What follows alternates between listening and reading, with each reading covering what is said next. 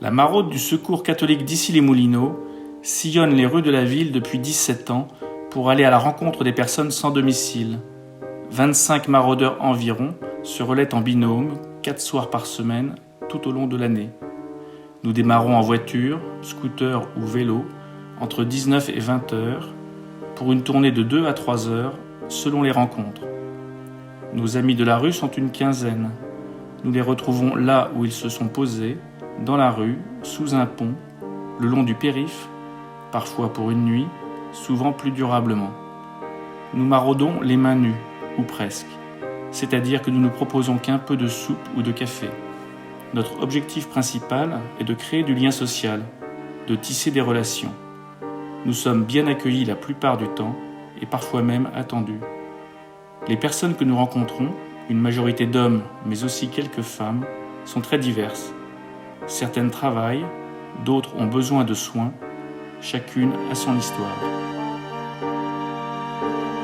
Vous pouvez clapper encore, Pascal ? Ouais. C'est pas que j'aime bien les églises, comment, je sais pas si elles me portent bonheur, dirons-nous, mais quand il y avait le mauvais temps, à votre avis, on allait où ?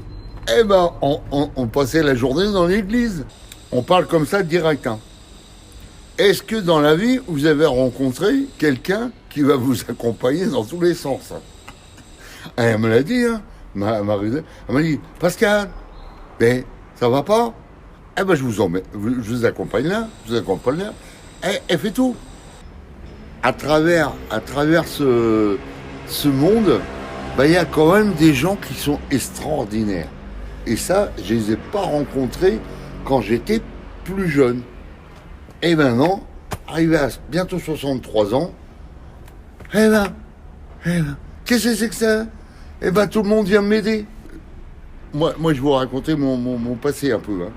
Moi, je viens d'un monde de chef d'entreprise, hein. Ah ouais. Alors, important, mais, alors ils sont importants, et puis, puis c'est pas facile, c'est pas, oh là là. Mais à travers ça, j'ai eu de la chance d'avoir quand même un métier de haut niveau. Voilà. Et ça, c'est pas tout le monde, hein. Mais la vie privée, et vous savez comment c'est, hein. La maman, elle est un petit peu spéciale, et puis le père, il était pas terrible. Vous êtes pas bête, vous allez comprendre. Ben, j'ai quand même travaillé dans 3 ministères, hein. C'est pas mal, hein. Notez bien. Eh ben, pourquoi j'ai tout abandonné, hein? Si c'est pas hilarant, c'est désolant. C'est-à-dire que, bah, comme tout le monde, la chute, la grosse chute, c'était quoi ? Eh ben, c'est le divorce, c'est les machins, c'est l'abandon du travail. Vous voyez ce que je veux dire ? Bien sûr. Ah ouais. Oh. Puis alors moi, je suis un spécialiste, hein. Moi, en moins de 2, ça va pas la vie privée. Je m'en vais. Le boulot, je m'en vais. Ah bah ouais, mais j'ai tout quitté. Alors voilà. Puis pourquoi je me retrouve là ? Bah parce que c'était pas facile, hein. Ah non, vous vous rendez compte, j'étais marié 2 fois, et 3 enfants, et puis il y avait la famille, et puis les parents, ils étaient pas faciles. Alors, ouais, je vous parle direct, hein. Je vous parle comme il faut. Ah, mais, je suis pas le seul être sur Terre à avoir vécu des choses comme ça. Hein? Ah non, il s'est passé le mélodrame, et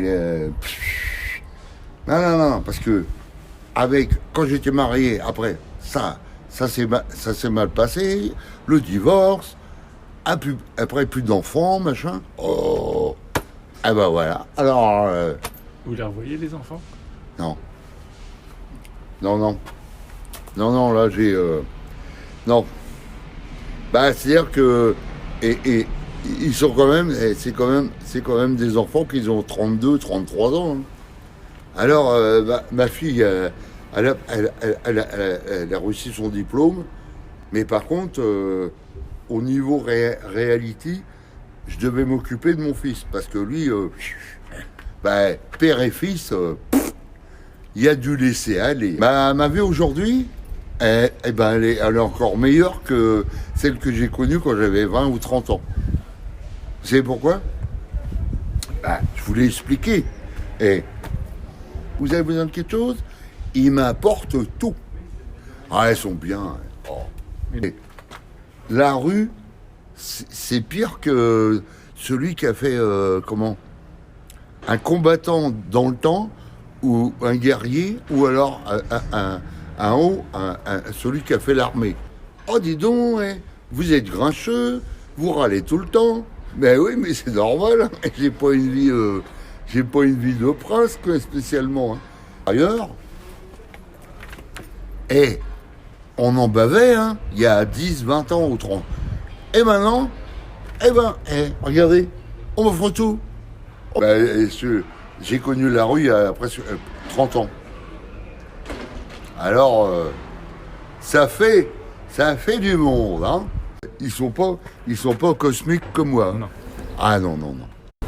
Voilà, je vais vous dire les Français dans la rue. Et voilà. Ça, c'est des Français dans la rue. Si vous voyez bien ma photo, vous la voyez bien. C'est des Français dans la rue. Et c'est des Français qui votent avec la carte électorale quand on est dans la rue. Les Français qui travaillent. Et en plus, on est des travailleurs. Et pour ça, pour ce drapeau-là,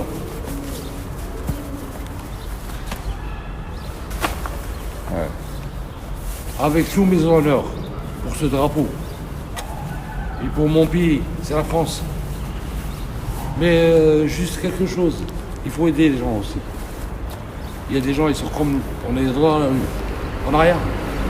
On a des gens sympas comme vous qui passent dans la rue, on n'a pas où dormir. Vous pouvez filmer, vous pouvez regarder. Je dors par terre avec un duvet et je travaille. Et maintenant, je suis en accident de travail, j'ai même pas un logement, même pas un 2 mètres carrés ou un F coin, si vous le savez, un F coin. Et on reste dans la rue, on ne mange pas bien. Et ça peut arriver à tout le monde avec le foie et tout ça. Mais grâce à Secours catholique, vraiment, il y avait des aides qui sont pas assez... Voilà, il y a tout le temps des aides vraiment qui venaient, qui nous aident et tout ça. Et on n'a pas accès aussi pour travailler parce qu'on est interdit aussi pour travailler, on n'a pas les papiers. Il y a des gens, même eux, ils n'arrivent même pas à se soigner, ni manger et tout ça. Et donc, c'est très difficile aussi pour nous. Et il y avait certains citoyens français qui pensent même que nous, on vient ici pour lui voler leur travail ou leur petit pain et tout ça. Et, or que c'est le contraire. Nous, ce qu'on voulait vraiment, c'est essayer de gagner notre vie et vraiment avancer et fonder vraiment une famille comme tout le monde. Et voilà. Donc, on n'est pas venu là pour faire des choses qui ne sont pas bien et comme ça. Donc, moi, je vois que, même je vis ici des SDF qui ont resté 10 ans ou 11 ans sans avoir des papiers. Et le moment qu'on leur donne des papiers, ils ont déjà vieux. Donc, ça ne sert à rien du tout. Tu ne peux plus travailler. Imaginons une jeune de 30 ans, il reste ici 20 ans, 50 ans, tu lui donnes papier. Comment il va se faire pour travailler à l'âge de 50 ans? Donc, c'est mort. On a besoin vraiment à ce moment-là. Là, on a la force, on a la mentale, tout va bien.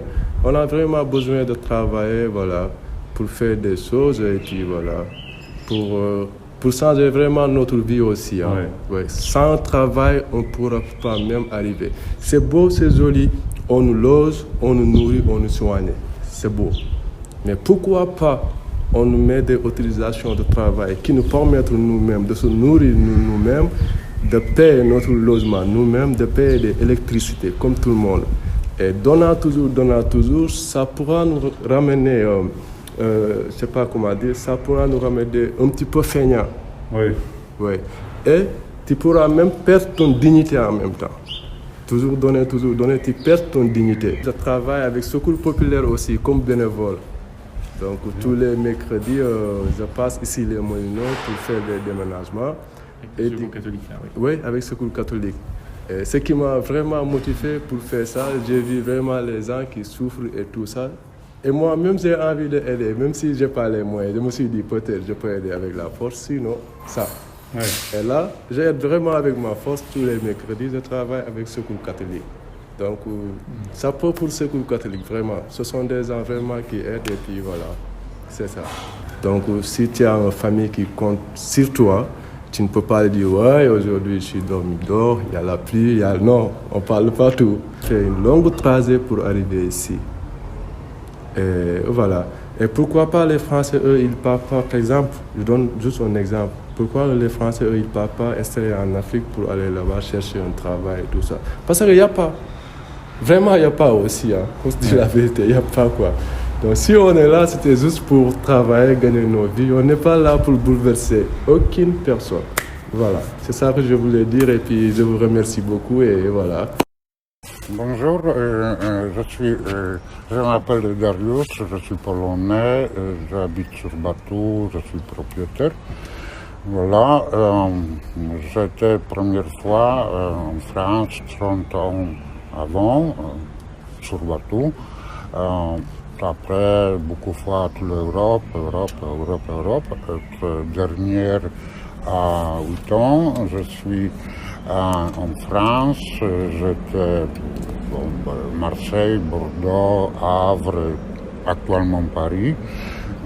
C'est normal comme maison, pas très grande, c'est maison vraiment.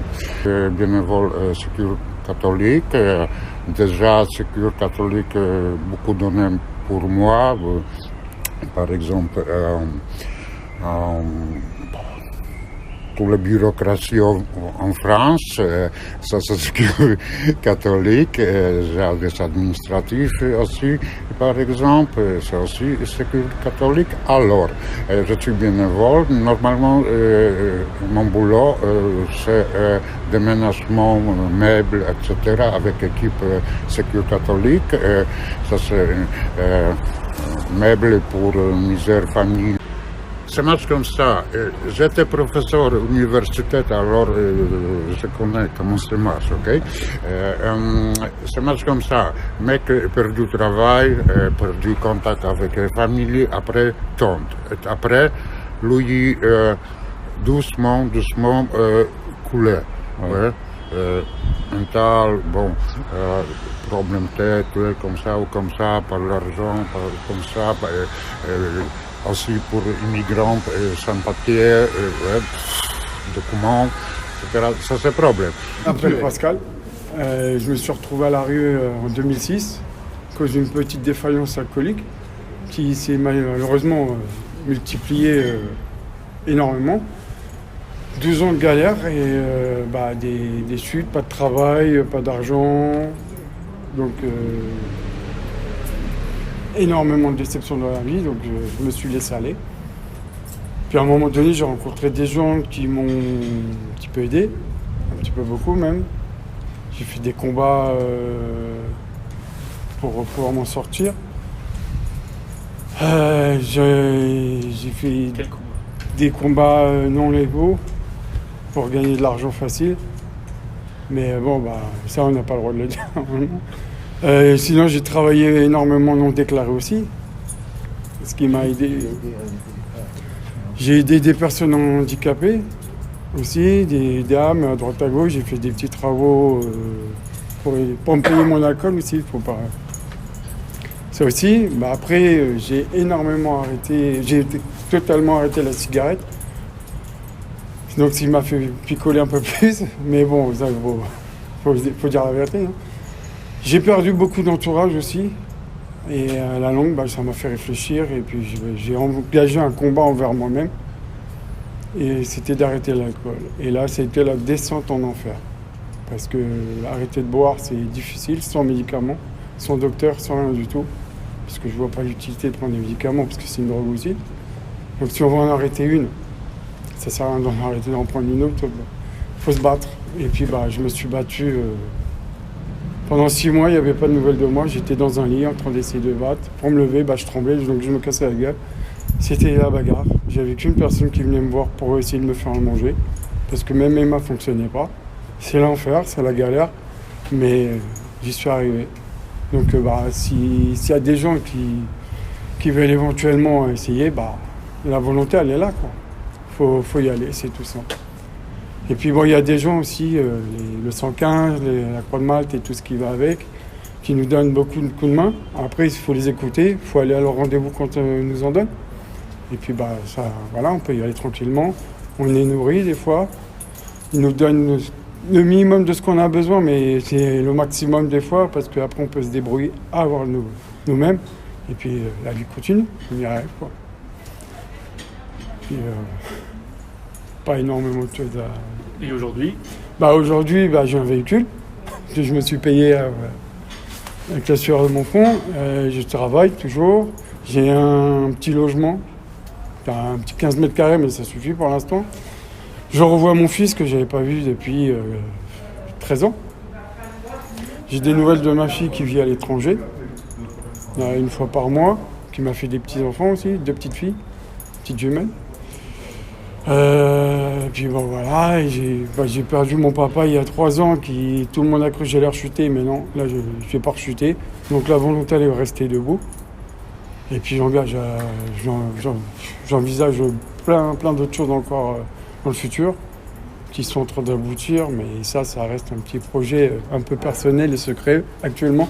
On pourra revenir dessus plus tard, éventuellement, à la grande réussite. Donc voilà. Puis il y a beaucoup de personnes, monsieur Philippe Roberge quand même, et puis les gens du 115 qui m'ont aidé, et il y a tellement de noms que je vais tous les mélanger, donc je ne sais plus, mais je tiens à les remercier, c'est tout simple. Et puis j'ai pas énormément de choses à dire, à part que battez-vous, si vous m'entendez, vous m'écoutez, on peut y arriver, il y a du soutien derrière, et puis il faut y arriver, c'est tout simple, voilà. Les maraudes, tu apprécies? Les maraudes, énormément, ouais, c'est vrai. Et c'est vrai qu'il faut penser à ces gens-là qui n'ont rien demandé, mais qui viennent nous apporter énormément.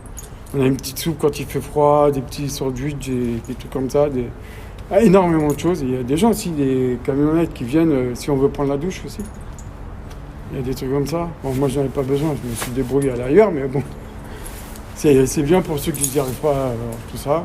Et puis moi, j'avais les moyens de me débrouiller, donc... Voilà, il y a des gens qui ne l'ont pas, mais moi je les avais. Donc, mais bon. J'ai ouvert des squats pour vivre aussi. Faut dire ça. C'est pas. Pour ceux qui y arrivent, il y a des maisons abandonnées à droite à gauche. Faut les trouver, mais après on se sent bien, on est bien, on fait des trucs, des merdes, excusez-moi du langage, mais on en fait des super trucs, quoi. Moi j'avais un local, c'était rempli de merde, je l'ai tout déblayé, j'en ai fait un palace, avec des lumières à piles, tapis, matelas, tout.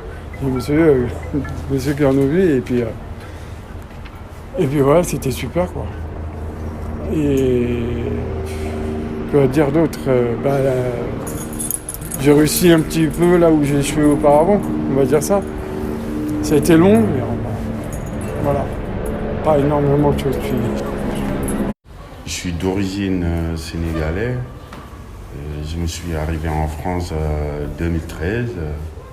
J'ai travaillé 4 ans à Emmaüs, déclaré avec des bulletins de salaire et tout.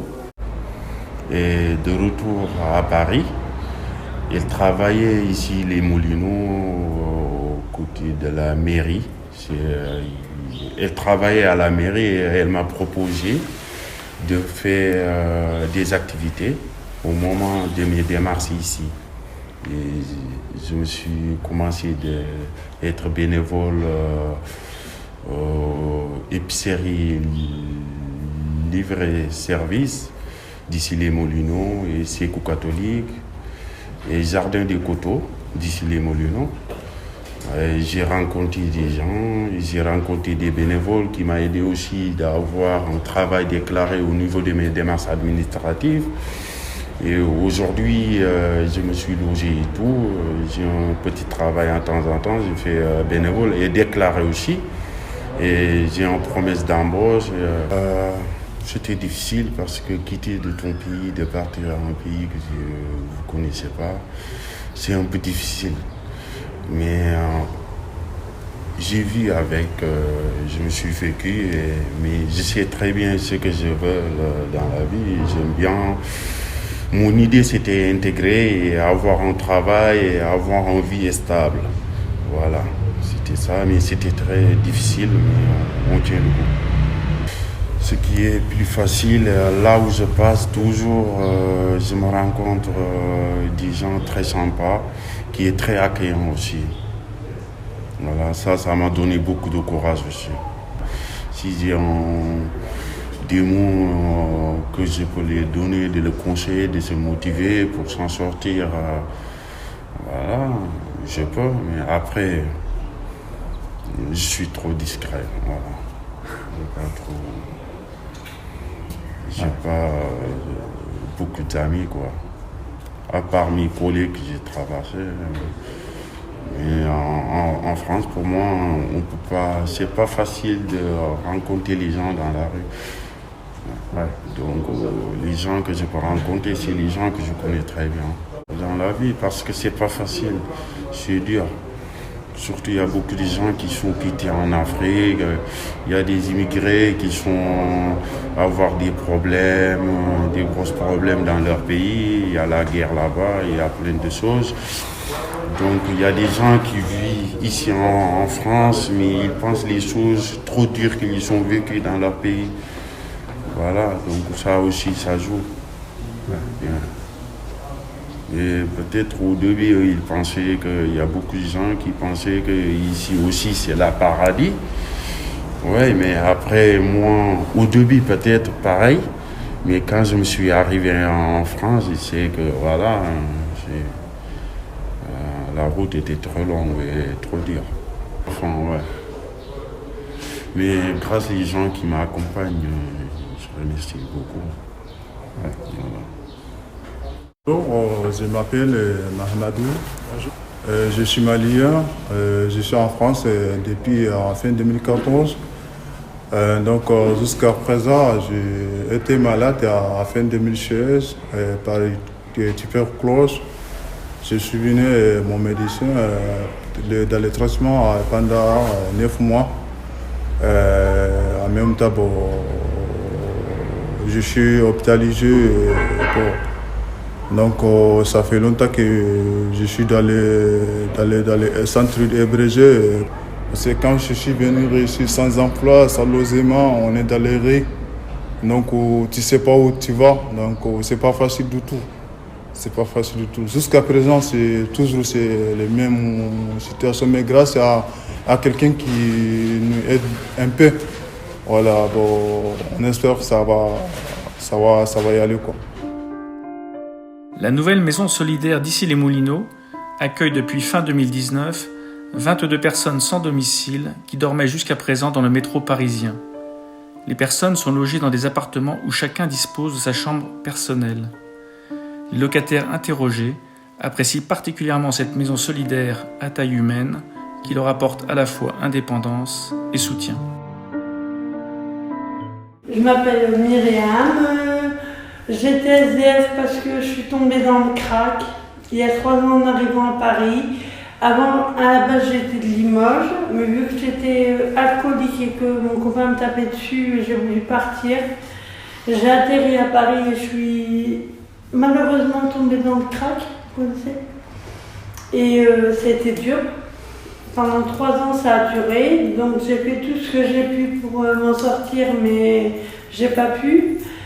Après, j'ai été hospitalisée longtemps parce que j'étais malade. Et aujourd'hui, je me retrouve ici, dans la structure qui m'accueille. Et je suis vraiment, vraiment bien. Vous savez, quand vous êtes une femme, que vous dormez dehors, on vous viole, J'ai eu toutes les misères du monde. Il y en a qui ont vécu pire que moi, c'est sûr, mais on m'a fait beaucoup de mal quand j'étais dehors. Parce que quand ils arrivent à 5 ou 6 garçons pour vous violer, vous n'avez pas le choix. Vous voyez ce que je veux dire? À peu près. À part que mon copain m'a cassé 5 fois le nez, 3 fois la mâchoire. Du coup, je suis partie parce que j'étais alcoolique pendant 10 ans, vu que ma fille est décédée il y a 10 ans. Et du coup, voilà. C'était un peu dur. Je suis De perdre sa petite fille. Ouais. 2 jours avant terme, j'ai été pour accoucher. Ils m'ont dit je suis désolée, votre bébé est décédé, il faut accoucher comme ça quand même. Et ça m'a tué à l'intérieur en fait. Avant, j'avais jamais bu d'alcool, jamais fumé de pétard, jamais pris aucune drogue, vous voyez. Mais de ce jour-là, je sais pas. C'est pas une excuse, il n'y a pas besoin d'excuse pour prendre de la drogue ou quoi. Mais je sais pas. J'avais l'impression de plus penser à rien, d'être libérée. Alors que ça me libérait pas, ça me faisait plus de mal que d'autres choses. Et là, ça fait 1 an que j'ai arrêté, je remercie le bon Dieu parce que c'était dur, très dur. Ma famille m'a recontacté il y a 1 an à peu près et ça m'a fait vraiment beaucoup de bien. Ici, on est vraiment bien. Ils sont vraiment gentils, vraiment agréables. On a notre chambre au propre. On a à manger tous les jours. Ils nous font nos machines. Ils sont aimables. Moi, je trouve ça magnifique, franchement. Je les remercie beaucoup parce que sans eux, je serais peut-être plus là.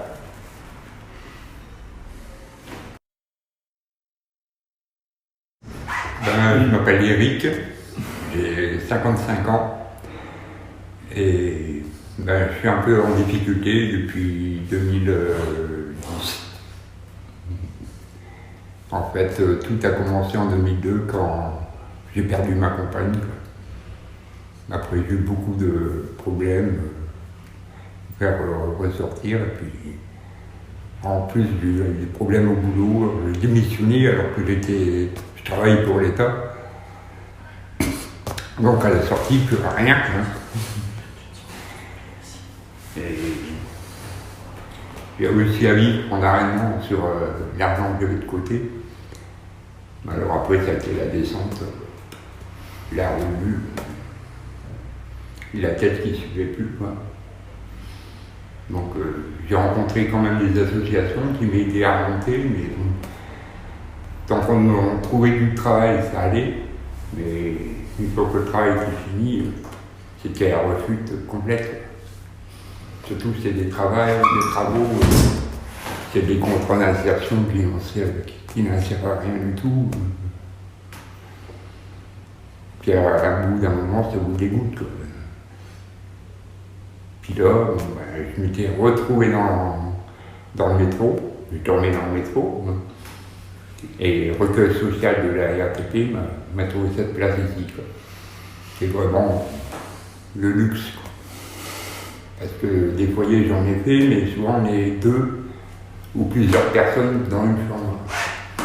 Et ici c'est vraiment la première fois où on a sa chambre pour soi. Et ça c'est vraiment... C'est l'indispensable en fait pour pouvoir redécoller. Ma grand-mère, en fait, ma mère était célibataire, donc on était une petite famille. Et j'avais perdu mes grands-parents entre 95 et 97 et ma mère en 98. Donc après, il y avait personne qui m'accompagne en 2002, là, ça fait le trop plein. En fait, dans les associations, si vous avez un travail, ils vous trouvent tout de suite une place. Si vous n'avez pas de travail, oui, c'est ça. Il vous reste comme ça à Nanterre, puis c'est tout.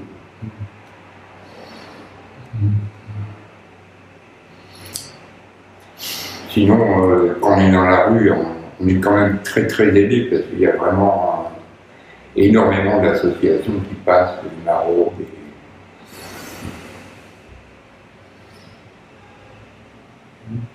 Le plus long que j'ai fait un foyer, c'était 2 ans au Secours catholique à la Chapelle.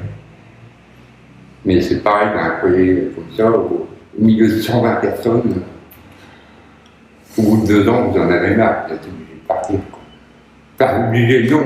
Il y en a qui étaient là depuis 6-7 ans, mais ça use. On n'a pas l'impression de s'en sortir parce que déjà, ils ne peuvent pas s'occuper de tout le monde, c'est pas possible. Et puis,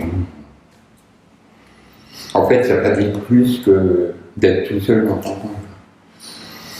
Donc, ici, en fait, c'est le bon format. C'est le bon format. C'est vraiment l'idéal. On est bien suivi. Bonsoir, Henri, 58 ans, SDF à Issy-les-Moulineaux, à côté de Corentin-Selton, à côté de l'hôpital, où malheureusement j'ai été habitué. Je me suis retrouvé à la rue tout simplement après un licenciement.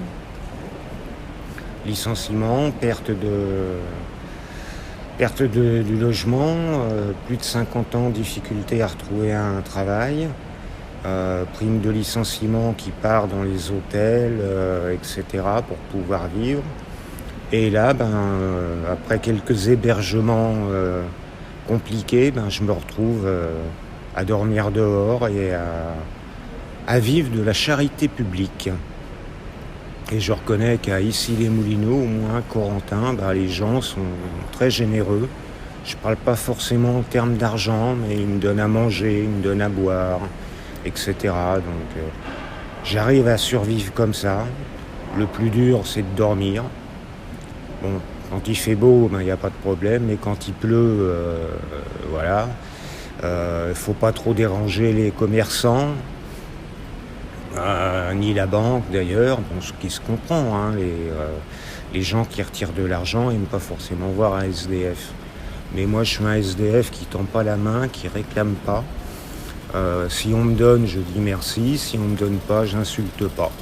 Bon, la vie, elle est ce qu'elle est. J'arrive à survivre. Mais malheureusement, un jour, je me suis réveillé parce que j'avais très chaud aux pieds.